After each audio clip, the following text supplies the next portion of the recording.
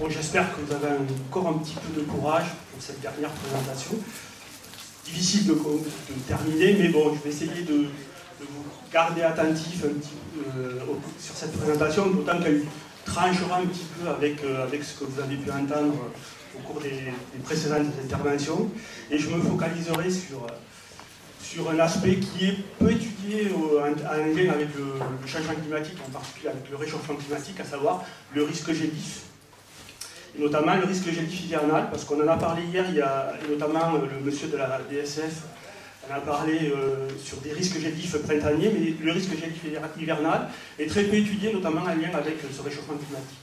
Alors ce travail est conduit en collaboration entre le Centre de recherche de climatologie, qui est une des 5 équipes, comme l'a présenté tout à l'heure Thomas Sauced de l'UMR Biogéosciences, et de l'autre côté, c'est l'UMR Agroécologie, et en particulier l'équipe GIPSI, qui travaille sur essentiellement tout ce qui est protéagineux, et en particulier les pois d'hiver, qui va nous servir de plante modèle pour essayer de voir un petit peu ce lien subtil et en quoi le réchauffement climatique affecte l'évolution de ce risque. Alors, le contexte et les enjeux, bon, il y a des choses que vous avez déjà entendues. Donc, mon collègue Yves a fait un panorama assez complet au niveau des changements climatiques. Et il est resté optimiste. Il a dit que, bon, il a avoué que on ne garderait pas on dépasserait les plus 1,5 degrés, mais il est resté optimiste pour dire on espère encore, on peut rester en deçà des 2 degrés. Malheureusement, au vu des derniers travaux qui sont parus, notamment dans un article de 2010, là, ben, le titre parle de lui-même, hein, il est peu vraisemblable, en gros. Ce que nous disent ces auteurs, c'est qu'il y a 1% de chance que l'on reste en deçà des plus 1,5 degré, et il y a 5% de chance que l'on reste en deçà des plus 2 degrés. Donc il faut s'attendre à dépasser les 2 degrés, et leur projection, sachant que ce n'est pas que du climat, hein, c'est également... ils ont utilisé un modèle économique derrière, avec les projections climatiques, et également l'évolution de la démographie, et leur projection montre qu'on serait plutôt sur du 3, voire 4 degrés à l'horizon 2100. À côté de ça, si on est sûr que le climat se réchauffe, on a de fortes incertitudes sur les précipitations, et c'est ce contexte-là qui entraîne de fortes incertitudes sur l'évolution des différents risques, et notamment du risque GEDIF. L'autre aspect sur lequel je voudrais intervenir, et je voudrais souligner, c'est l'aspect découplage. C'est-à-dire que si on raisonne à plus 2 degrés à l'échelle, ou plus 3 degrés, c'est à l'échelle du globe, mais il va y avoir des découplages locaux et régionaux qui s'opèrent en lien avec les caractéristiques physiographiques d'un territoire. Donc c'est ce dont a parlé également Anna Schmidt hier, où on voit qu'il peut y avoir des forts gradients sur des échelles qui sont fines, et c'est d'autant plus important, notamment pour les températures minimales, parce que ces caractéristiques-là vont influer sur la géographie de ces caractéristiques minimales, et donc sur le risque GEDIF. Et puis, troisième aspect, ben, c'est que le fait d'avoir des comportements qui changent à des échelles locales et régionales nécessite que l'on puisse produire de la donnée climatique de qualité qui nous permette de bien reproduire à la fois l'amplitude du changement à ces échelles-là, la géographie de ce changement et les biais éventuellement qui sont associés à ce changement. Et donc il y a 2 points qui nous importent dans le cadre de nos études, c'est qu'on s'est rendu compte au travers de nos collaborations, de ce travail interdisciplinaire, c'est que d'une part il y a une forte attente de la communauté des impacts pour qu'on puisse produire des données climatiques de qualité à des échelles fines, d'une part. Et il y a également de forts besoins des climatologues, hein, de notre équipe, d'avoir un retour réflexif sur ce que la communauté des impacts nous dit, parce qu'on verra que la communauté des impacts et leur modèle, tout ce qui est être vivant, est un filtre vraiment intéressant pour nous permettre de comprendre les caractéristiques et les modalités du changement climatique. Parce que le changement climatique, souvent, on a tendance à voir ça comme un déplacement de distribution, avec des températures plus chaudes, mais ces distributions et ce déplacement de distribution cachent derrière une dynamique, une modification extrêmement fine du climat. Et un des points qui a attiré notre attention au travers de cette collaboration, c'est que en 2012, il y a un article de synthèse qui est paru et qui parlait de paradoxe du réchauffement climatique, notamment en lien avec, et proposé, indiqué qu'il y avait une tendance à la fois observée sur certains écosystèmes naturels, mais qu'avaient également observé nos collègues agronomes, une tendance à avoir une occurrence des stress gélifs, et donc du risque et des impacts et des dégâts que ça entraîne sur les cultures en particulier, et sur certaines forêts, il y avait une tendance à une augmentation de ces événements.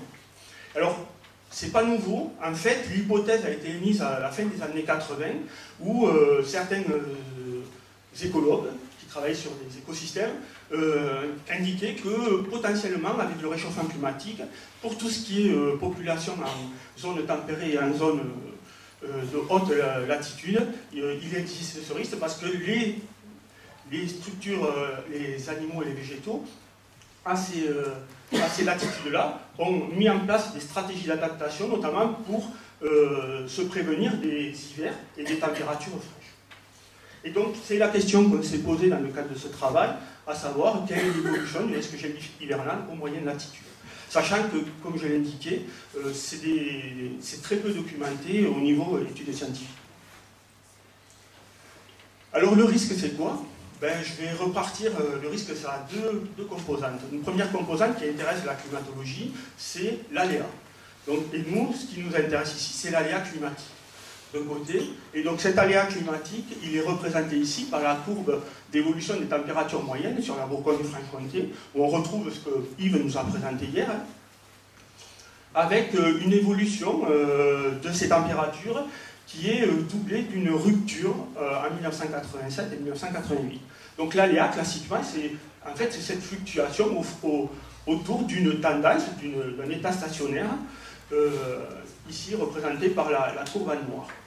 Et ce qu'on voit, c'est qu'on se rajoute une forme d'aléa, c'est-à-dire qu'on va avoir, on ne sait pas quand, dans le futur, on va retrouver possiblement dans l'évolution des températures de nouveau des ruptures de ce type-là. Et donc on a une complexification de cet aléa. Et de l'autre côté, ce qu'on a, pour avoir un risque, il faut tenir compte de la vulnérabilité des êtres vivants, et en particulier de la végétation. Et donc pour cela, on s'est appuyé sur des systèmes modèles simples, des écosystèmes très simplifiés, comme nous l'a indiqué hier Marie-Charlotte. Et nous, on a pris comme système modèle simple, c'est le poids d'hiver, parce qu'on a des modèles qui sont paramétrés pour ce système-là. Alors, ce qu'il y a d'intéressant, par contre, même si ça nous rajoute de la complexité, le fait d'avoir des ruptures, ce qu'il y a d'intéressant, c'est qu'en fait, depuis 1961, on a vécu deux climats en termes de régime des températures. Un climat plus frais, et depuis 87-88, un climat plus chaud. Et ça nous donne un intérêt, parce que ça nous permet de relire rétrospectivement, en s'appuyant sur cette évolution, on va pouvoir regarder ce qui se passait dans le climat plus frais et comparer à ce qui se passe dans le climat plus chaud, en tenant compte de la variabilité naturelle telle qu'elle s'est déroulée au cours de ces 60 dernières années. Alors comment on a procédé? Donc rapidement, on a utilisé comme données d'entrée au niveau climatique ce qu'on appelle les données SIM, Safran et Sbamotku. C'est les données qui combinent à la fois les données stationnelles de Météo France et également les modèles. Et ce qui nous permet d'avoir des données qui sont spatialisées à l'échelle de la France à la résolution de 8 km. De l'autre côté, on a utilisé un modèle de stress gel qui a été développé initialement sur le blé et qui a ensuite été paramétré sur le poids d'hiver. Et donc, il a ensuite été comparé aux données expérimentales de deux sites expérimentaux en Bourgogne-Franche-Comté, un à Bretenière, l'autre dans le Jura, pour pouvoir tester des forts gradients de température. Donc, une fois ce modèle validé, donc on les a croisés avec nos données climatiques pour simuler, pour le climat avant 87-88 et pour le climat après 87-88, le stress gel. À partir de là, à partir de ce stress gel, on a développé un modèle de risque gélif, donc qui s'appuie sur des distributions statistiques particulières. Et à partir de ce modèle de risque gélif, on peut décomposer le risque en ce qu'on appelle les événements gélifs et les intensités de ces événements. Alors, comment on combine à la fois l'aléa et la vulnérabilité. Alors, cette combinaison, elle se fait au travers de, je vais essayer de vous la présenter, au travers de ce graphique ici, qui reprend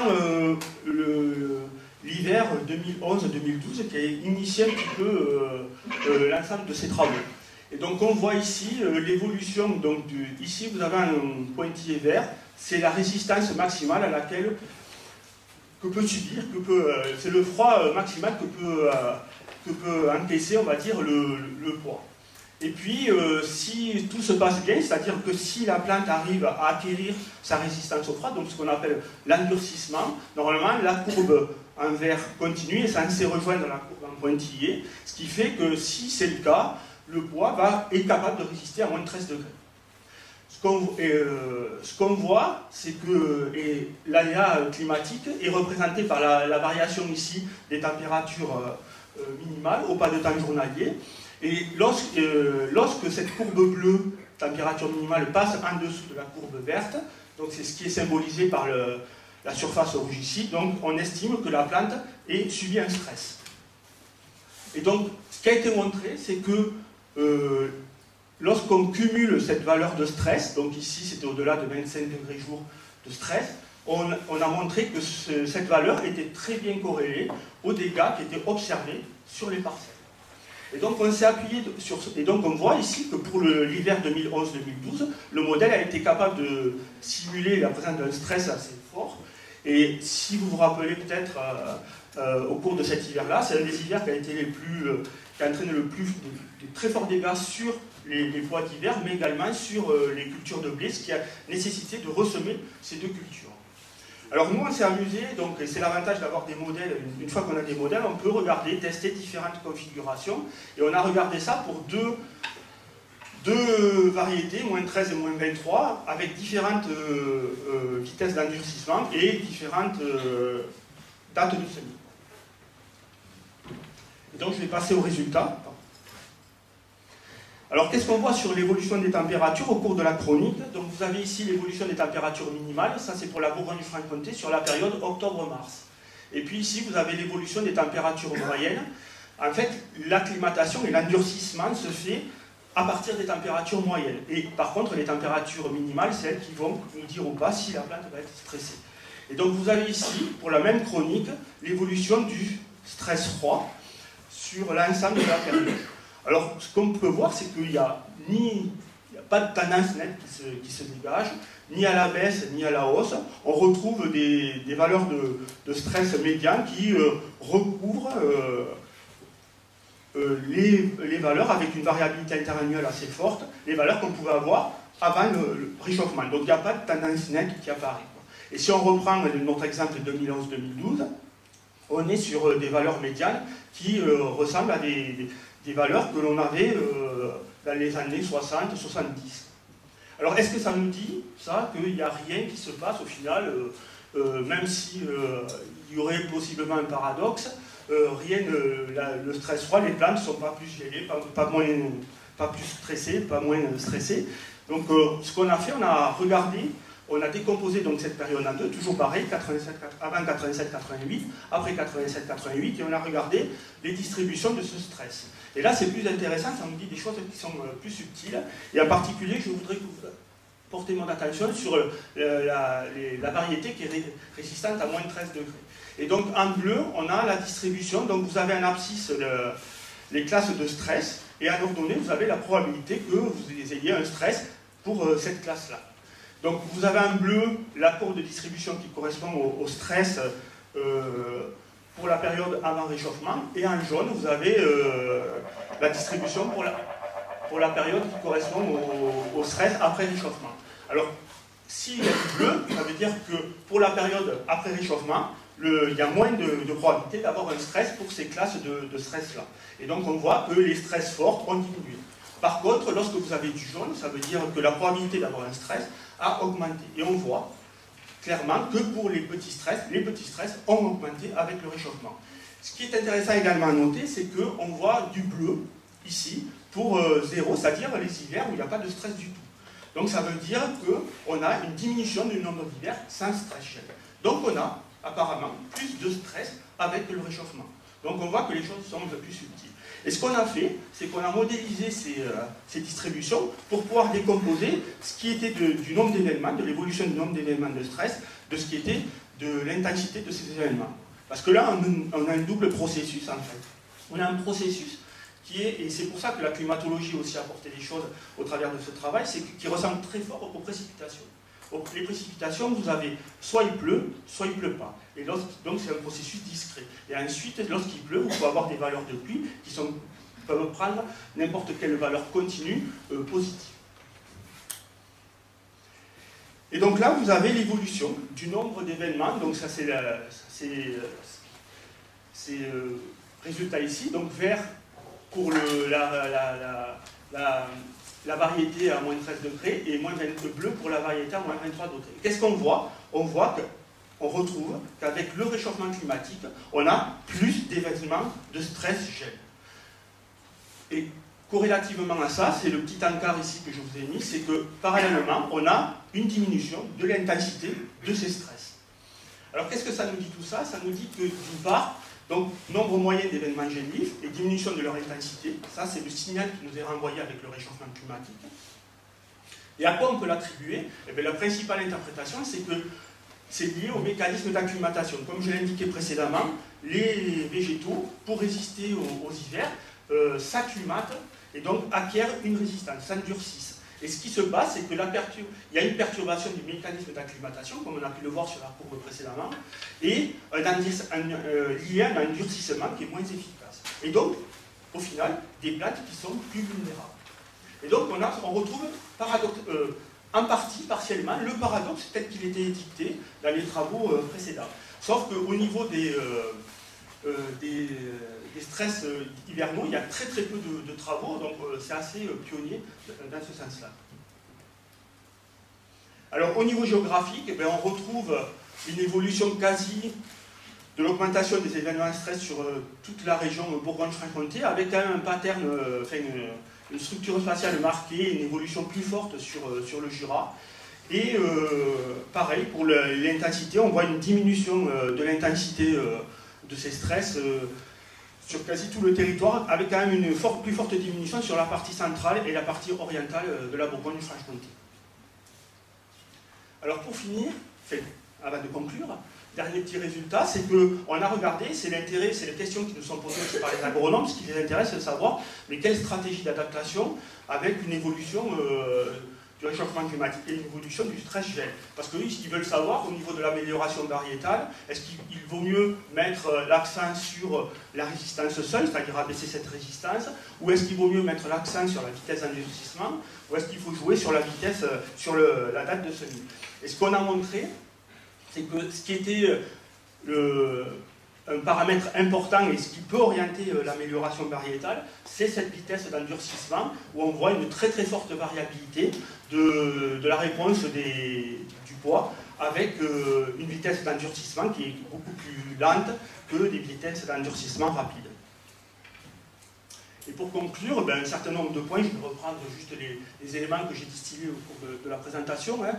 Donc une augmentation significative des petits stress et une diminution des stress forts. Une évolution du risque avec plus d'événements gélitifs. Donc les plantes sont plus stressées, régulièrement stressées, moins fortement, mais elles sont plus régulièrement stressées. Donc on rejoint un petit peu ce paradoxe du réchauffement climatique. Et donc ça intéresse bien évidemment le poids, mais ça intéresse ce mécanisme d'endurcissement, il est générique à toute la végétation tempérée. Donc après, c'est modulé de façon différente, mais l'avantage de ces systèmes-là, ça nous permet de simplifier les choses. Et ce qu'on a pu voir aussi, c'est que la vitesse d'endurcissement est une variable clé. Et ce qui se pose comme question, c'est est-ce que, et c'est ce qui est indiqué sur un point qu'a souligné ce matin M. Lodec, c'est que c'est la vitesse à laquelle le réchauffement se déroule. Est-ce que, même pour les stratégies d'adaptation au niveau des variétés, c'est un minimum 10 ans pour une nouvelle variété? Et donc, est-ce qu'on sera capable de tenir, d'anticiper cette vitesse-là pour produire des variétés qui pourront être optimales pour les climats du futur?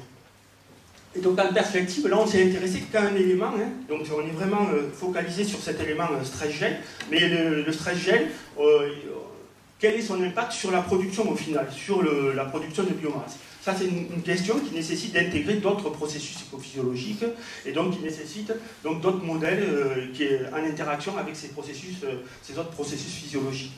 Donc, le deuxième grand point sur lequel on met le focus, c'est la capacité à reproduire finement le climat, notamment le climat du futur, parce que ce qui nous intéresse maintenant, c'est de savoir comment peut évoluer ce stress avec le réchauffement projeté.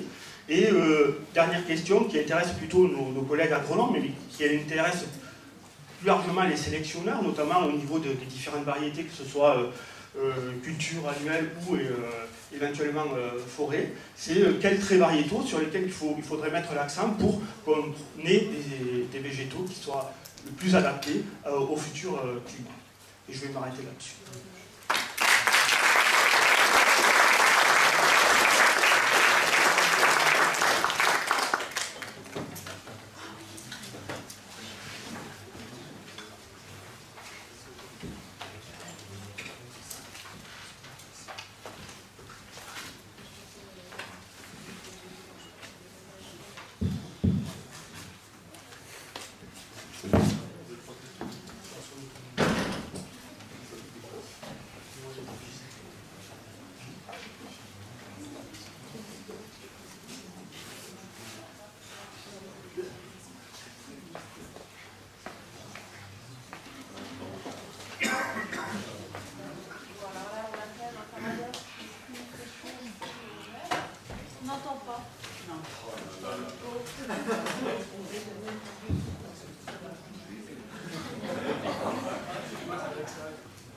Donc Thierry nous a exposé un paradoxe qui est plus il fait chaud, plus on gèle. Et donc la question, donc ça a été repéré dans les écosystèmes simplifiés en agriculture. Et la question est, est-ce qu'on va retrouver ça aussi dans des écosystèmes, enfin sur des plantes dans des milieux naturels? C'est une question vache, je crois. Et est-ce que tu penses qu'on va encore trouver d'autres choses comme ça, complètement contre-intuitives, sur des interactions climat et développement de plantes?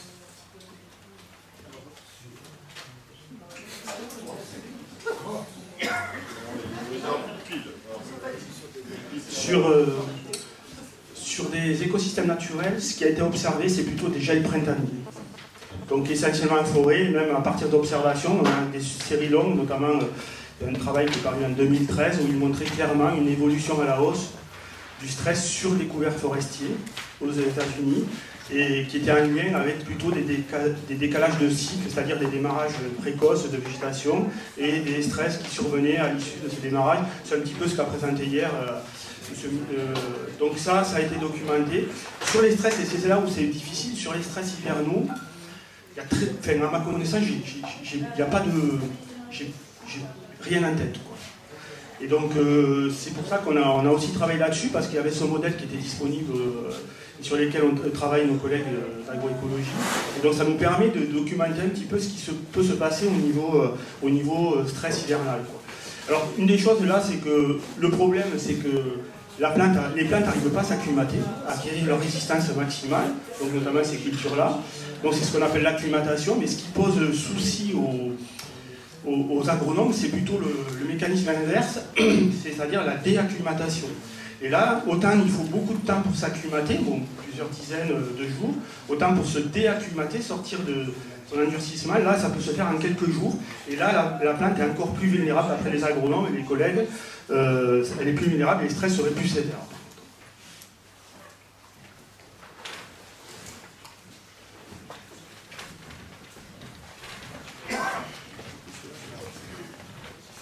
Lève la main.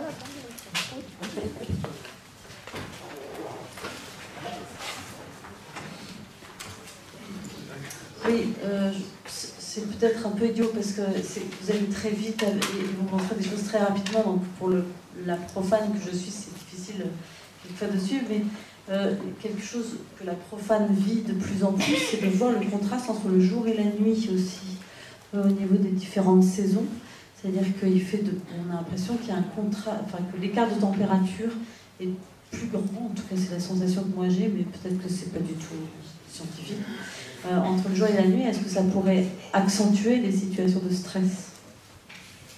Alors sur l'amplitude thermique, je ne peux pas vous répondre si ça peut amplifier. Par contre, ce qui semblerait se dessiner avec le réchauffement, c'est vrai qu'on irait vers de plus grandes amplitudes. Ça, c'est ce que les modèles nous prédisent, nous disent. Par contre, sur le fait qu'il y ait une plus grande amplitude, avec une plus grande amplitude, est-ce que ça exposerait les plantes à plus de stress? Là, je ne saurais pas vous répondre. Je sais pas.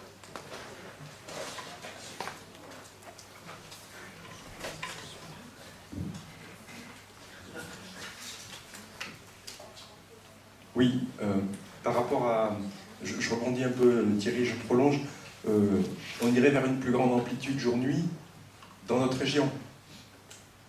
Mais ce n'est pas nécessairement une réponse globale. Hein, oui. Voilà. Oui. C'est-à-dire que globalement l'augmentation en concentration des gaz à effet de serre, c'est déjà assez observé, hein, contribue à augmenter les températures nocturnes plus rapidement que les températures diurnes.